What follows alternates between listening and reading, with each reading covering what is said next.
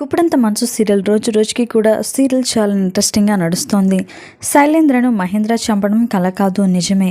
తరిమి తరిమి బుల్లెట్ దించేశాడు. ఇక వసుధర బాధ్యతను అనుపమకి అప్పగించి తను జైలుకి వెళ్ళాలని నిర్ణయించుకుంటాడు మహేంద్ర. రిషి శైలేంద్రకు తగిన బుద్ధి చెప్పాలి అని ఆడియన్స్ అందరూ కూడా కోరుకున్నారు. కానీ రిషి తిరిగి వచ్చేలోగా మహేంద్రని శైలేంద్రని చంపి మహేంద్ర జైలుకి వెళ్తాడా, ఏం జరగబోతుంది అని ఆడియన్స్ అందరూ కూడా చాలా ఈగర్గా వెయిట్ చేస్తున్నారు. చూస్తుంటే ఈ సీరియల్లో శైలేంద్ర క్యారెక్టర్ ముగుస్తుంది అనిపిస్తోంది. మరి శైలేంద్ర క్యారెక్టర్ ముగిసిపోతుందా, ఏం జరగబోతుంది అని మీరేమనుకుంటున్నారో మీ అభిప్రాయం మాకు తప్పకుండా కామెంట్స్ ద్వారా తెలియచేయండి. ఇలాంటి లేటెస్ట్ వీడియోస్ కోసం ఇప్పుడే మా ఛానల్ని సబ్స్క్రైబ్ చేసుకొని పక్కనే ఉన్న గంట స్తంభాన్ని క్లిక్ చేయడం ద్వారా మేము పెట్టే లేటెస్ట్ వీడియోస్ని నోటిఫికేషన్ రూపంలో ముందుగా మీరే చూడగలుగుతారు.